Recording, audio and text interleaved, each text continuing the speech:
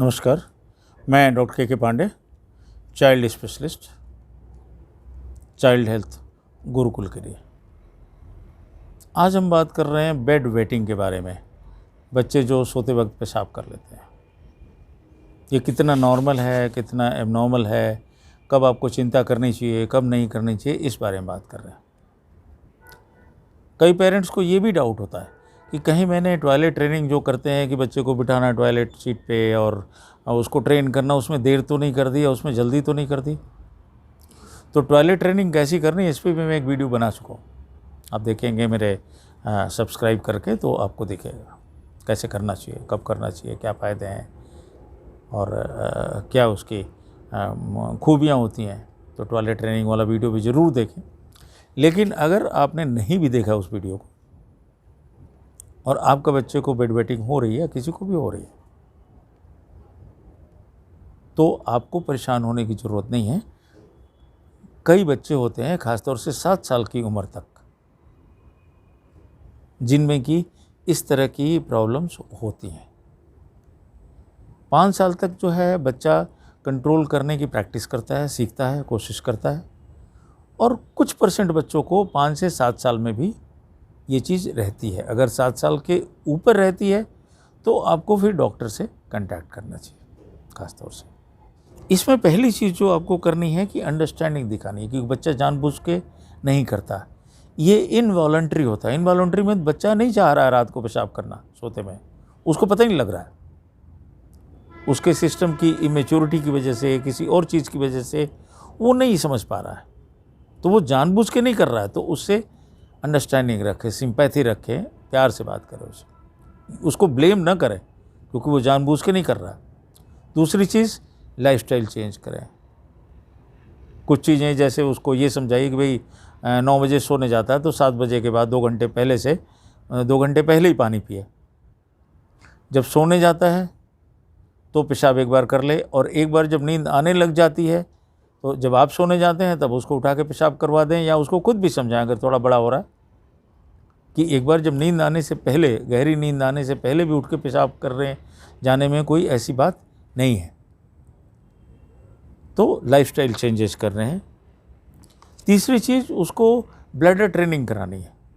Training कैसे करानी है, जैसे बच्चा मान लीजिए, ब्लैडर जो होता है, ब्लैडर उसको बोलते हैं जिसमें पेशाब इकट्ठा होता है, तो वो भी एक तरह से मसल्स होती हैं। ठीक इसी तरह से जैसे आप कि यहाँ पे बाइसेप्स होता है, हाथ में आपके हो रहा है, और आप बॉडी की कोई भी मसल अगर आप मेहनत करेंगे तो बना सकते हैं, नहीं मेहनत करेंगे तो नॉर्मल सी रहेगी, जैसे पहलवान लोग बना देते हैं। तो इस मसल को भी बच्चा स्ट्रॉन्ग कर सकता है। वो कैसे करेगा, जब अपना पेशाब थोड़ी देर के लिए रोकेगा। तो उसमें ब्लैडर कंट्रोल कैसे करना होता है कि बच्चे को जब पेशाब लगी है मान लीजिए और वो घर में है, तो आप उसको कहीं भी हर 15 मिनट में जाओ, या हर 1 घंटे में नहीं जाओ, आधे घंटे में नहीं जाओ, थोड़ा रोकने की कोशिश करो। जैसे पेशाब लगा है, थोड़ी देर रोकने की कोशिश करो। तो मान लीजिए अभी वो करने जा रहा था, 15 मिनट रोकता है, तो 15 मिनट उन मसल्स को काम करना पड़ेगा, रोकने में मेहनत करनी पड़ेगी, तो वो मसल्स धीरे धीरे स्ट्रांग हो गए। जब वो नहीं रोक पा रहा है, ठीक है, टॉयलेट में चला जाए, करके आ जाए, बाथरूम में चला जाए। तो इस तरीके से धीरे धीरे उसको टॉयलेट ट्रेन भी करना है। तो टॉयलेट ट्रेनिंग का जो मतलब ये होता है कि जब बच्चे को पेशाब लगी है तो थोड़ी देर उसको रोकने की कोशिश करें। वो धीरे धीरे टाइम बढ़ाना चाहिए। जैसे पहले अगर वो 10 मिनट रोक रहा है, फिर 15 मिनट करे, 20 मिनट करे, ऐसे जितना उसको कन्वीनियंट है बच्चे की उम्र के हिसाब से, कैपेसिटी के हिसाब से। तो टॉयलेट ट्रेन करना ज़रूरी है बच्चे को घर में, स्कूल में नहीं, क्योंकि वहाँ पे तो हो जाएगा बेचारे को, तो वो थोड़ा परेशान महसूस करेगा बच्चा साइकोलॉजिकली। अब इसमें पेरेंट्स को ये समझना चाहिए कि आपको डॉक्टर को कब देखना है, कब जाना है डॉक्टर के पास। डॉक्टर के पास अब तब जाएं अगर 7 साल से ऊपर हो गया बच्चा आपका। दूसरी चीज़, अगर कुछ महीनों तक ड्राई रहा है, रात को पेशाब नहीं कर रहा था और फिर से अचानक पेशाब करने लग गया, तो this is not a good sign, तो फिर आपको डॉक्टर से कंसल्ट करना है। तीसरी चीज़, अगर पेशाब में जलन हो रहा है, रेड कलर का पेशाब आ रहा है, कॉन्स्टिपेशन उसको रहता है, कोई और हार्मोनल प्रॉब्लम है, कोई और दिक्कत है वो डॉक्टर आपको खुद ही राय दे देंगे। जब आप वैक्सीनेशंस वगैरह के लिए अपने चाइल्ड स्पेशलिस्ट के पास जाएंगे और उनसे थोड़ा भी डिस्कस करेंगे तो वो राय दे देंगे कि कब कब परेशान होना है, कब नहीं होना है। अगर रेड कलर का यूरिन आता है तो तुरंत कंटैक्ट करना है। और बच्चा सोता है, पेशाब के साथ साथ उसको प्यास भी बहुत ज़्यादा लगती है, तो भी डॉक्टर को ज़रूर बताएं। कई बच्चों के पेशाब जब करते हैं तो वहाँ पे चींटी भी लग जाती है। अगर वैसा हो रहा है, इमीडिएटली डॉक्टर को कांटेक्ट करें। तो ये कुछ चीज़ें हैं जो सिम्टम्स हैं जिसमें जाके आपको डॉक्टर से बात करनी है। 7 साल से ज़्यादा, कुछ महीने ड्राई रहने के बाद दोबारा ज़्यादा होना, और ये कंडीशंस। कॉजेज़ के बारे में जहाँ तक है वो अभी बहुत क्लियर नहीं है कि ये क्यों होता है। इसमें कुछ काजेज जो है ये कहते हैं कि भाई कुछ बच्चे की जो ब्लैडर होता है, ब्लैडर एक तरह से थैला समझ लें, जो पेशाब करने की जो नली होती है शरीर से जो निकलती है, लड़कियों में अलग लड़कों में अलग, ठीक है, तो वहाँ से कनेक्टेड होता है। तो वो जब ब्लैडर फुल हो जाता है तो हमारे आपको फीलिंग आती है कि हम पेशाब करने जाएं। फिर नसें होती हैं दिमाग के अंदर जहाँ से ये कंट्रोल होता है, और जब आप वहाँ जाते हैं और आपको सुटेबल एक जगह मिल जाती है, वहाँ पे जब करने जाते हैं तो वो नसें फिर वो रिलीज़ कर देती हैं वहाँ पे जो वॉल्व्स होते हैं, जो वहाँ पे जो सिस्टम होता है उसको, और फिर उस नली के थ्रू आप पेशाब कर लेते हैं। ये सिस्टम होता है इसका। अब इसमें अगर बच्चे का ब्लैडर कम है, जो हो सकता है, छोटा है साइज़ में, तो भी इस तरह की प्रॉब्लम हो सकती है। दूसरी प्रॉब्लम नसों की हो सकती है। अगर जो नसें उसको कंट्रोल कर रही हैं और जो नसें इस सारे सिस्टम को, इंफॉर्मेशन सिस्टम को कंट्रोल कर रही हैं, अगर वो मैच्योर नहीं है तो भी ये हो सकता है।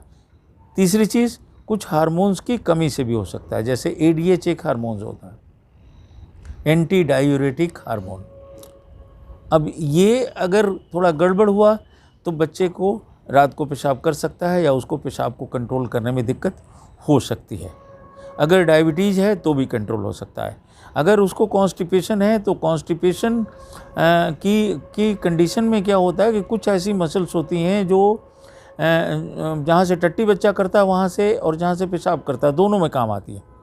तो वो प्रॉपर दबाव नहीं पड़ता कॉन्स्टिपेशन होने की वजह से, तो भी बच्चे को यूरिन की प्रॉब्लम हो सकती है।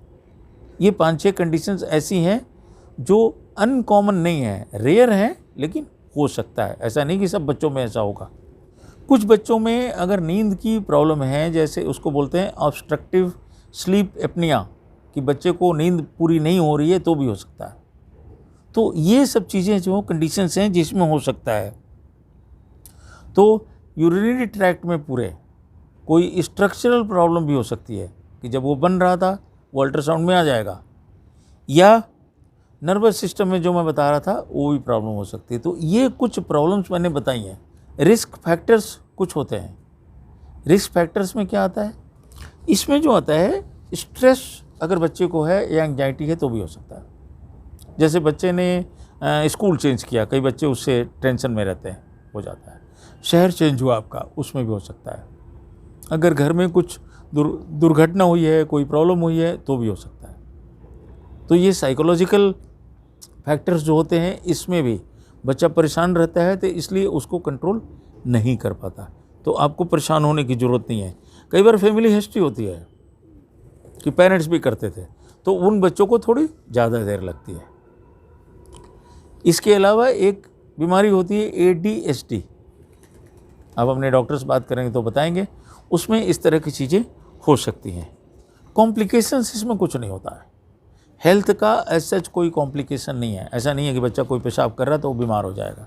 छोटी मोटी प्रॉब्लम्स होती है, रैशेज हो सकते हैं, लेकिन अगर आप बच्चे को साइकोलॉजिकली हैंडल नहीं कर रहे हैं और उसकी जो इनवॉलंटरी है वो अपनी इच्छा से नहीं कर रहा है और उसको दोषी ठहरा रहे हैं, तो ऐसी कंडीशन में ये बच्चा थोड़ा सा गिल्टी फील करता है अपने आप में उसमें, और एम्बेरेस्ड फील करता है। उसमें थोड़ी हीन भावना आने लग जाती है अगर आप उसका मजाक उड़ाएंगे, आप उसका वो करेंगे, क्योंकि उसको भी कोई अच्छा नहीं लगता। तो आपको ये देखना है कि उसमें गिल्ट फीलिंग ना आए, एम्बेरेसमेंट ना फील करे बहुत ज़्यादा। उसको कहते हैं कोई बात नहीं, हो गया तो ठीक है। हाँ, एक उम्र के बाद बच्चे को आप ये भी कह सकते हैं, कर लेता है कि भाई अपना जो भी कपड़े हैं उसको साफ़ कर दे, चादर थोड़ी खुद से बदल दे। उसमें आप छोटी मोटी चीज़ें और कर सकते हैं, प्लास्टिक की शीट बिछा सकते हैं, चादर कुछ अलग से रख सकते हैं, तो बच्चे को ऐसा फील नहीं होना चाहिए। दूसरा जो बच्चे को नुकसान होता है कि बच्चा कहीं नाइट आउट से डरता है, जैसे किसी रिश्तेदार के यहाँ जाके रुकना, वो इस डर के मारे नहीं जाता कि मेरी रात को पेशाब कर दूंगा मैं, या अगर पढ़ाई करता है तो कैंप वगैरह में जाना नहीं चाहता, कहीं नाइट की ऐसी एक्टिविटी है जहाँ देर तक रुकना है या रात को रुकना है तो खुद ही अवॉइड कर देता है। तो ये सोशली थोड़ा सा बच्चे को ये प्रॉब्लम होती है कि बच्चा खुद से अवॉइड करेगा, उसको पता जी मेरा हो सकता है। तो ये 2-3 अपॉर्चुनिटीज़ हैं जो करता है। रैशेस मैं आपको बता ही चुका हूँ। अब आपको क्या करना है ट्रीटमेंट पार्ट में? पहली चीज़, कैफ़ीन उसको अवॉइड करें, या तो टोटली करें तो बहुत अच्छा है। कैफ़ीन का मतलब कॉफ़ी वगैरह वाली चीज़ें जो हैं, चॉकलेट्स वगैरह में कई बार कैफ़ीन रहती है, तो आप देख लें क्या किस में है। कैफ़ीन को अवॉइड करें, ख़ासतौर से इवनिंग आवर्स में तो ज़रूर करें, क्योंकि इससे कंट्रोल में दिक्कत आती है।